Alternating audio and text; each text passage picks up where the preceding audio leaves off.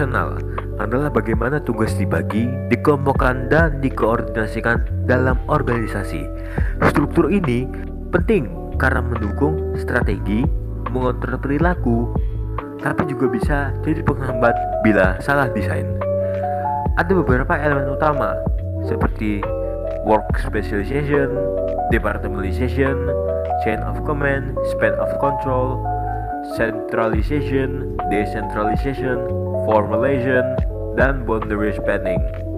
Misalnya, work specialization membagi pekerjaan jadi tugas kecil agar efisien, tapi kalau berlebihan bisa menimbulkan kebosanan. Departmentalization mengelompokkan pekerjaan bisa berdasarkan fungsi, produk, wilayah, proses, atau pelanggan. Tujuannya agar koordinasi lebih jelas, meski kadang menimbulkan duplikasi biaya. Lalu, chain of command menekankan siapa melapor ke siapa dengan prinsip unity of command. Ini membuat koordinasi rapi, tapi bisa memperlambat keputusan. Sedangkan span of control menentukan beberapa orang DOC manager. Span sempit memberikan kontrol ketat tapi mahal. Sementara span luas lebih efisien tapi beresiko kurang pengawasan. Kesimpulannya, struktur organisasi harus dirancang seimbang agar strategi berjalan efisien, tercapai, tapi motivasi dan kreativitas tetap terjaga. Teman-teman, pasti masih banyak yang bingung. Apa itu sentralisasi dan apa itu desentralisasi? Jadi, dalam sebuah organisasi, sentralisasi itu terjadi ketika keputusan dibuat oleh manajer puncak, sedangkan manajer di tingkat bawah hanya menjalankan arahan yang diberikan. Dengan cara inilah organisasi dapat berjalan lebih terkontrol karena keputusan berada di tangan pihak yang memiliki pengalaman dan pandangan menyeluruh terhadap perusahaan. Sementara itu, desentralisasi berarti sebagian wewenang dalam pengambilan keputusan diberikan kepada manajer atau tim yang lebih dekat dengan masalah di lapangan. Hal ini bertujuan agar keputusan dapat diambil lebih cepat, lebih sesuai dengan kondisi nyata, serta memberi ruang bagi karyawan untuk berpartisipasi dan merasa memiliki tanggung jawab terhadap hasil pekerjaan. Jadi, fungsi sentralisasi adalah untuk mencegah kesalahan dalam pengambilan keputusan karena seluruh keputusan difokuskan pada satu pusat kendali. Struktur ini biasanya cocok untuk perusahaan besar atau multinasional yang membutuhkan keseragaman arah dan kebijakan. Sebaliknya, desentralisasi berfungsi untuk mencegah hilangnya peluang dan mempercepat respon terhadap perubahan, sehingga cocok bagi organisasi yang bergerak dinamis dan menuntut inovasi tinggi. Sentralisasi memiliki kelebihan dalam pengendalian keputusan karena keputusan yang diambil oleh pihak berpengalaman cenderung lebih akurat dan minim kesalahan atau commission errors. Sementara itu, desentralisasi memiliki kelebihan dalam hal kecepatan dan inovasi, sebab karyawan di lapangan lebih memahami situasi nyata dan dapat langsung mengambil tindakan tanpa menunggu persetujuan dari atasan pusat. Meskipun begitu, sentralisasi memiliki kelemahan karena suara karyawan seringkali kurang terdengar. Akibatnya, pengetahuan dan ide dari karyawan yang sebenarnya potensial tidak dapat dimanfaatkan secara optimal. Sebaliknya, desentralisasi dapat menimbulkan masalah koordinasi apabila tidak diatur dengan baik, terutama pada organisasi besar. Contohnya, dapat terlihat pada sistem militer seperti di Angkatan Udara AS yang memerlukan koordinasi ketat agar keputusan tetap selaras. Apa itu formalisasi? Formalisasi menunjukkan sejauh mana pekerjaan di dalam organisasi diatur melalui standar, prosedur, atau aturan yang telah ditetapkan. Apabila tingkat formalisasi tinggi, maka karyawan memiliki sedikit kebebasan dalam bekerja karena setiap prosedur sudah dijelaskan secara rinci dan hasil kerja harus konsisten. Misalnya, pada pekerjaan administrasi atau penerbitan, semua langkah kerja biasanya sudah ditentukan dengan jelas. Sebaliknya, apabila tingkat formalisasi rendah, maka karyawan memiliki kebebasan yang lebih besar untuk menentukan cara kerja yang sesuai dengan situasi. Misalnya, tim sales dapat menyesuaikan pendekatan mereka agar lebih sesuai dengan kebutuhan klien. Kelebihan formalisasi yaitu membantu mengurangi ketidaksetaraan, misalnya dalam penentuan gaji, karena semua keputusan didasarkan pada aturan yang sama. Selain itu, formalisasi dapat memperjelas pembagian tugas, mengurangi beban koordinasi, dan mencegah munculnya kesan bahwa keputusan diambil secara tidak adil. Namun, tingkat formalisasi yang terlalu tinggi dapat menurunkan fleksibilitas tim, terutama pada organisasi yang menerapkan desentralisasi atau pekerjaan yang membutuhkan kreativitas dan inovasi. Akibatnya, proses kerja bisa menjadi kaku dan kurang adaptif terhadap perubahan. Selanjutnya, apa itu rentang batas? Rentang batas atau boundary spanning memiliki peran penting dalam menjaga komunikasi lintas kelompok di dalam organisasi. Rentang batas didefinisikan sebagai upaya untuk membangun hubungan di luar kelompok formal sehingga memungkinkan terjadinya pertukaran informasi dan kolaborasi yang lebih luas. Adanya struktur organisasi yang terlalu kaku seringkali menghambat koordinasi antar bagian, sedangkan penerapan rentang batas dapat meningkatkan kreativitas, mempercepat pengambilan keputusan, serta mendorong berbagi pengetahuan di antara karyawan. Fungsinya adalah mentransfer pengetahuan, menerjemahkan informasi antar bagian, serta membangun koneksi yang memperkuat pengaruh organisasi secara keseluruhan. Namun, resikonya adalah kemungkinan terjadinya kebocoran informasi apabila karyawan berpindah ke perusahaan lain. Tetapi, kelebihannya adalah hubungan yang terjalin melalui rentang batas seringkali lebih kuat dan produktif. Kerangka dan struktur organisasi merupakan elemen penting dalam menjalankan kegiatan sebuah perusahaan untuk membantu perusahaan dalam mengatur pembagian tugas, tanggung jawab, serta alur koordinasi antar karyawan dan pimpinan. Yang pertama terdapat struktur sederhana. Biasanya diterapkan oleh perusahaan kecil atau startup yang dipimpin langsung oleh pendirinya. Pembagian tugasnya belum terlalu kompleks dan keputusan umumnya diambil oleh satu orang, yaitu pemimpin utama. Kelebihannya adalah mudah dikelola, cepat dalam pengambilan keputusan, serta efisien dalam operasional sehari-hari. Namun, ketika perusahaan mulai berkembang, struktur sederhana dapat menjadi kurang efektif karena seluruh keputusan bergantung pada satu pihak, sehingga dapat menimbulkan beban kerja yang tinggi dan memperlambat proses koordinasi. Yang kedua, struktur birokrasi, yaitu menekankan pada penerapan aturan, prosedur, serta pembagian tugas yang jelas. Dalam sistem ini, setiap individu memiliki peran dan tanggung jawab yang spesifik. Keunggulannya adalah menciptakan keteraturan dan efisiensi dalam organisasi besar, terutama karena setiap kegiatan berjalan berdasarkan standar yang sudah ditetapkan. Kelemahannya yaitu proses pengambilan keputusan cenderung lambat karena harus melewati banyak tahapan administratif. Akibatnya, organisasi menjadi kurang fleksibel dalam menghadapi perubahan situasi.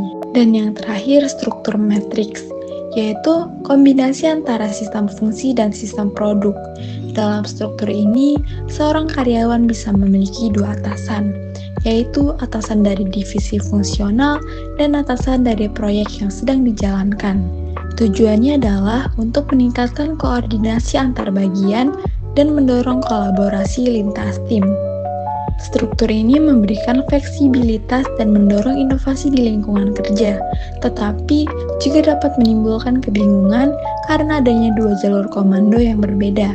Meskipun demikian, banyak organisasi besar menggunakan struktur ini karena mampu menyeimbangkan kebutuhan efisiensi dan kerjasama tim secara efektif. Selanjutnya, saya akan melanjutkan materi tentang bentuk-bentuk struktur organisasi modern serta bagaimana struktur tersebut mempengaruhi efektivitas dan perilaku kerja dalam organisasi.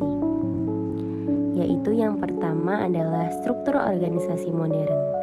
Organisasi saat ini menghadapi perubahan yang cepat, baik karena teknologi, globalisasi, maupun tuntunan efisiensi.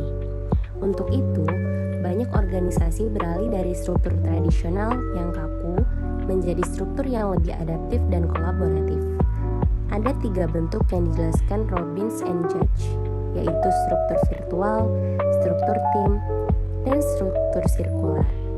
Yang pertama yaitu struktur virtual adalah organisasi kecil yang sebagian besar kegiatannya dilakukan oleh pihak luar. Perusahaan inti hanya mengkoordinasikan hubungan kerja dengan mitra, misalnya perusahaan produksi, pemasaran, atau distribusi. Kelebihannya, organisasi bisa bergerak cepat dan efisien tanpa harus memiliki semua sumber daya sendiri. Namun, tantangannya adalah menjaga komunikasi dan kepercayaan antar pihak yang tidak berada di lokasi yang sama. Sebagai contoh, banyak perusahaan teknologi atau startup sekarang menggunakan model ini karena memungkinkan mereka bekerja lintas negara tanpa batasan ruang dan waktu. Selanjutnya ada struktur tim, yaitu ketika organisasi mengandalkan tim lintas fungsi untuk menyelesaikan pekerjaan, tim-tim ini biasanya diberi wewenang untuk membuat keputusan sendiri, sehingga proses kerja menjadi lebih cepat dan kreatif.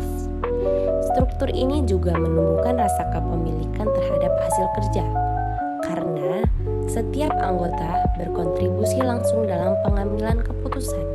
Contohnya dapat dilihat pada perusahaan seperti Google atau Toyota yang mendorong inovasi melalui kerja tim dan kolaborasi. Yang ketiga adalah struktur sirkular atau circular structure, yaitu struktur ini menggambarkan organisasi seperti lingkaran, di mana pimpinan berada di tengah dan dikelilingi oleh lapisan manajemen dan karyawan. Informasi dan arahan mengalir keluar dari pusat ke seluruh bagian organisasi.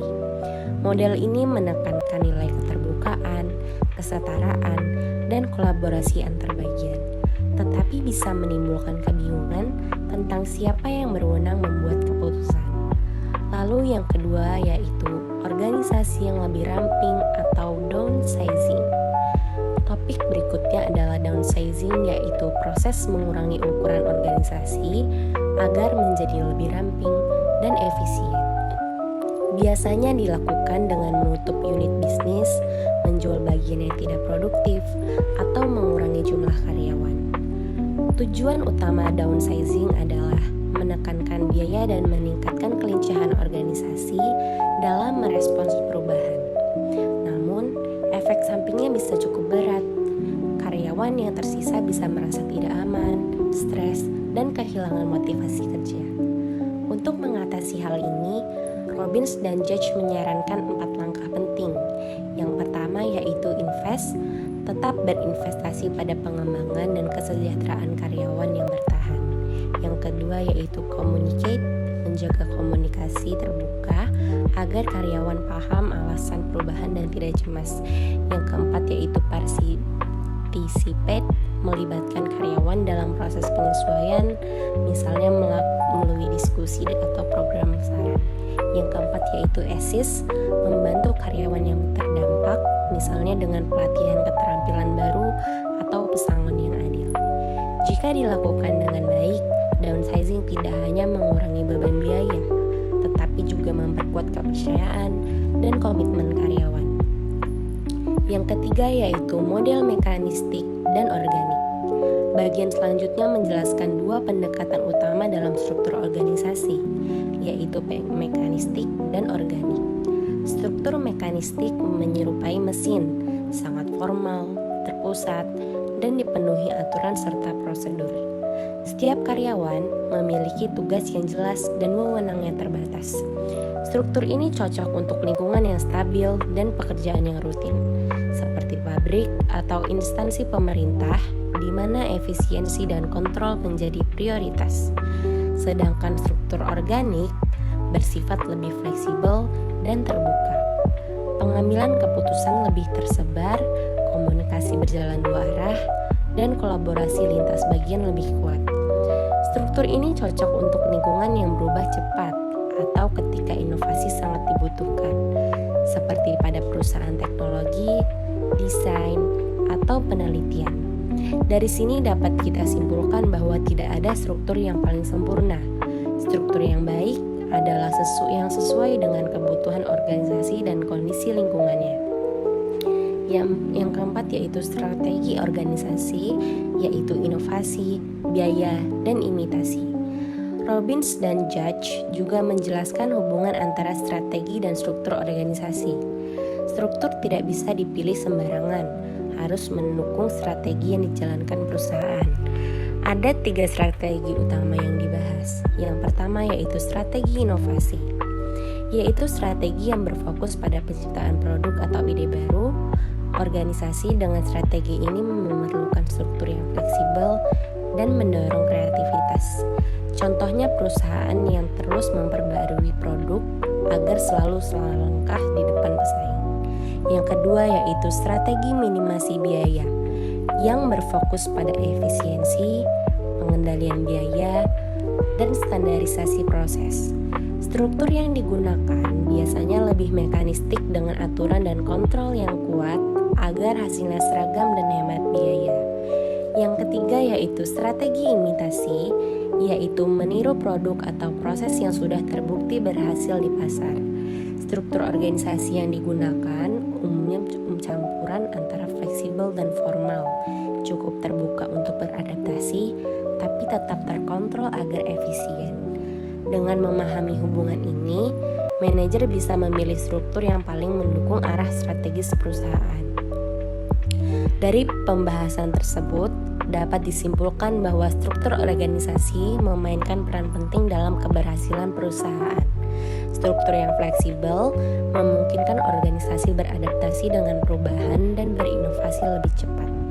Sementara struktur yang kaku bisa menjaga efisiensi dan konsistensi. Namun, kuncinya bukan memilih mana yang lebih baik, melainkan menyesuaikan struktur dengan strategi, lingkungan, dan budaya organisasi.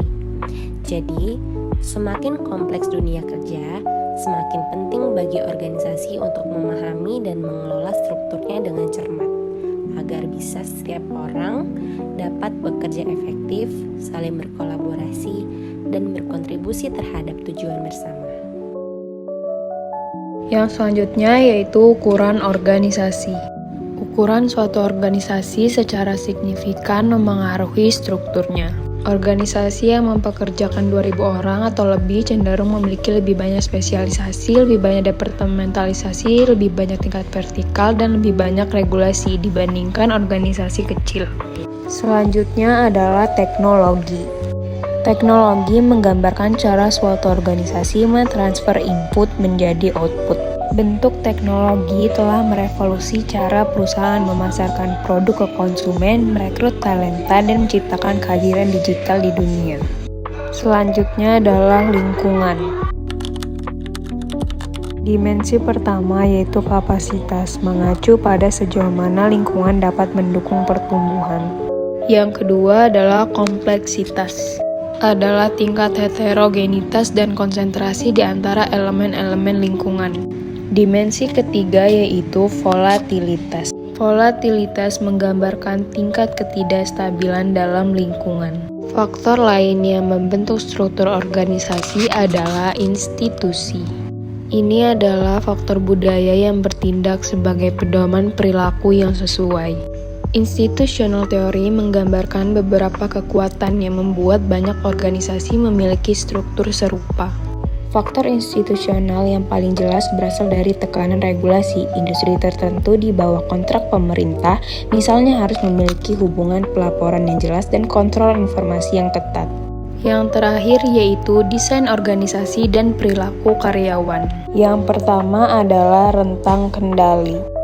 Large spans atau rentang kendali yang luas dapat menyebabkan kinerja karyawan yang lebih tinggi, karena memberikan pengawasan yang lebih longgar dan lebih banyak kesempatan untuk personal inisiatif. Yang kedua adalah sentralisasi. Secara umum, centralized organization memiliki tingkat otonomi yang lebih besar. Namun, sementara satu karyawan mungkin menghargai suatu kebebasan. Karyawan lain justru dapat menganggap lingkungan otonom sebagai sesuatu yang membingungkan dan tidak jelas. Yang ketiga adalah prediktabilitas versus otonomi. Calon karyawan yang lebih menyukai prediktabilitas large spans atau rentang kendali yang luas dapat menyebabkan kinerja karyawan yang lebih tinggi, cenderung mencari dan mengambil pekerjaan di struktur mekanistik. Sedangkan mereka yang menginginkan otonomi lebih cenderung berakhir di struktur organik. Yang keempat adalah budaya nasional. Perbedaan budaya nasional mempengaruhi preferensi terhadap struktur. Pertimbangkan perbedaan budaya bersama dengan perbedaan individu saat memprediksi bagaimana struktur akan mempengaruhi kinerja dan kepuasan karyawan.